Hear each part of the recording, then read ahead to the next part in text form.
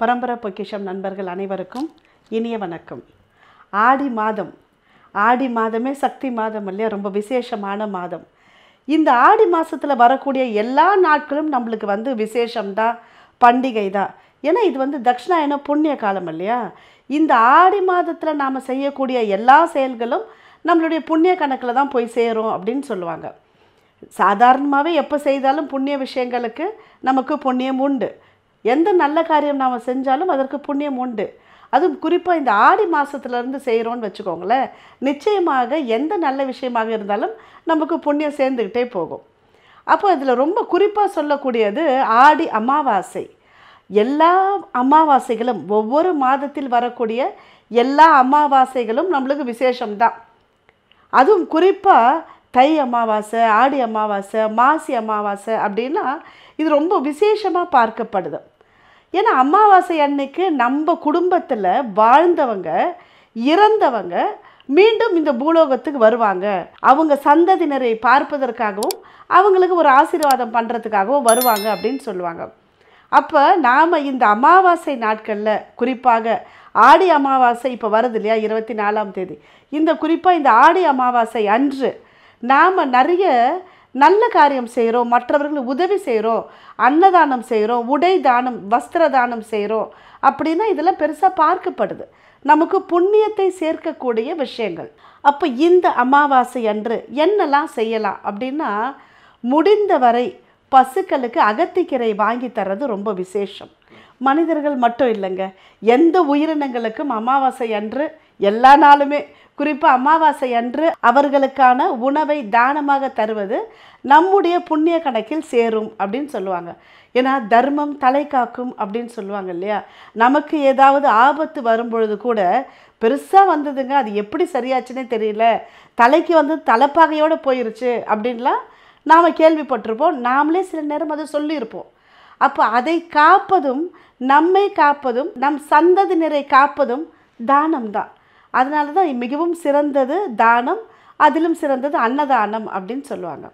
அப்போ இந்த அமாவாசை அன்று நாம் அன்னதானம் கொடுக்கும் பொழுது நாம் எந்த உணவை இருந்தால் சாப்பிடுவோமோ அதே மாதிரி உணவை தானங்க நம்ம தானமாக கொடுக்கணும். விலை குறைவாக இருக்குது அப்படின்றதுனால தேவையில்லாத கெட்டுப்போன உணவுகளை மற்றவர்களுக்கு தானமாக தருவதை விட நல்ல உணவுகளை தானமாக தருவது தான் சிறப்பு. அது மட்டும் இல்லை பாருங்கள், அமாவாசை அன்று சூரியனும் சந்திரனும் நேர்கோட்டில் இருக்கும் அப்படின்னு சொல்லுவாங்க. அப்போது சூரியனும் சந்திரனும் ஜோதிடத்தின்படி ஆத்ம காரகனும் மனோகாரகனும் ஒரே இடத்துல ஒரே நேர்கோட்டில் சந்திக்கும் பொழுது நம்மை அறியாமலே நம்ம மனசு ஏதோ கொஞ்சம் டல்லாக இருக்கிற மாதிரியும் இருக்கும். தேவையில்லாதது ஏதோ ஒரு சஞ்சலத்தை மனதுக்குள்ளே வரா மாதிரி தோற்றுவிக்கும். அப்போ இதனால தான் நம்ம நிறைய பூஜை புனஸ்காரங்கள் முறைகள் எல்லாமே நம்முடைய மனதை அமைதிப்படுத்துவதற்கு அற்புதமான முறை. இன்னொன்று, அமாவாசை அன்று நல்ல செயல்கள் செய்யலாமா, நல்ல காரியம் தொடங்கலாமா அப்படின்னா அமாவாசை வளர்பிறையாக தான் பார்க்கப்படுது.